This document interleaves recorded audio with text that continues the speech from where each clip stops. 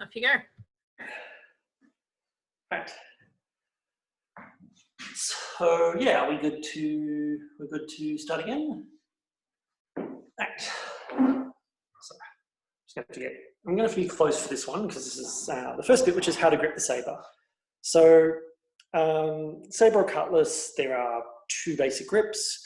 One I'm going to refer to as a light grip and a heavy grip, referring to the weight of the weapon. So with a cutlass or like an infantry officer's sabre, something like that, like a weapon to the lighter end of the spectrum, the way you grip it, so you take your thumb, you put your thumb along the back of the handle, you take your pointy finger, you push the middle pad. Actually, I'm going to take my glove off just so you can see it better. You take your pointy finger, push probably the middle pad of your pointy finger onto the handle from the other side. So you're now securing the handle from the thumb and with this finger. And you take the pad of this finger and you push the side of the handle into the palm of your hand, and that secures the grip, and that will secure the sabre on all sides. You then take your, I'm going to refer to as your rude finger. So this one, I'm just going to tap it. I'm not going to show you on my other hand because that could get insulting. And you basically the same thing. So you're now securing the sabre with your thumb and front two fingers. Your back fingers just rest on the sabre. They don't actually, they don't actually hold it at all. Although they do tense when you're ready to attack, as kind of the impetus, the initial impetus for the attack motion. What you do once you've sort of made this grip, if everyone following at home, is just bounce the sabre back and forth in your hand. And what you'll find is that your grip kind of adjusts a bit and kind of falls into place to better hold the weapon and control the weapon. And that's perfectly fine. Something very important to remember about all of this is there's always going to be slight variance in how we do it, just because our bodies are all different.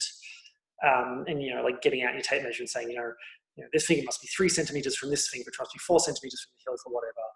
I don't know, is not very helpful, because how far everything should be is kind of relative to how long your dimensions are. All right, so that's the light grip. So next grip is the heavy grip. This is for things like heavier cavalry sabres, also generally for sticks. So a lot of fencing masters say, if you want to use this for self-defense, carry a walking stick with you and just hit people with that. How useful that advice is, I'm not sure, but that was what they said.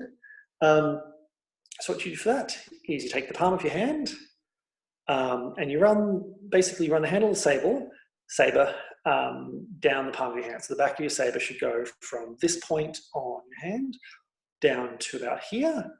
And how tightly you hold, whether it's a really, really tight Henry grip or a kind of a looser, more like, handshake grip, depends on how long your hand is.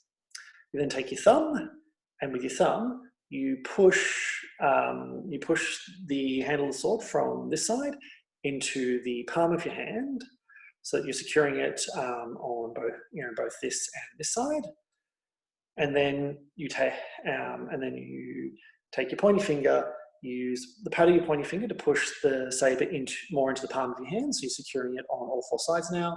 And then you use the pad, the front bit of your finger, if you can all see that, to push, to give sort of further support, pushing the handle into the palm of your hand. So you've now secured it on all sides with your front two fingers. Now take your rude finger and do basically the same things you did with your pointy finger, so that you're securing the sword more strongly.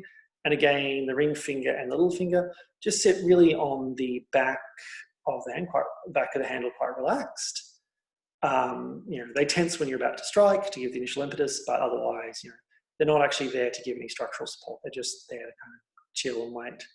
And then again, just after you've made the grip, bounce the sword in your hand, because what you'll find is you're going to adjust things. I mean, I've adjusted my grip multiple times. I don't know if you can see that really well with the shake, given how fast I'm moving my hand, but my grip is a little bit different from when I was demoing. But what that will do is it'll just kind of let everything fall to place, and it'll help you kind of find where you've got the best control of the weapon. Because like I said, everyone's body is slightly different, and the best way to work out if you're doing something correctly is to work out in what context it's correct. All right, so those are sort of your 2 grips. Which one I tend to use the light grip, and that's probably the one that you might use. I don't know. Whichever you use tonight doesn't really matter. Just use whichever is most comfortable for you.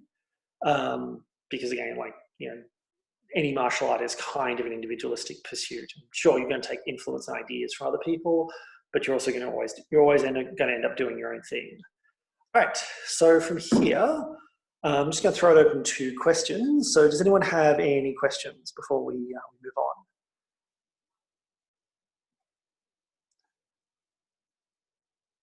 I will take that as a no.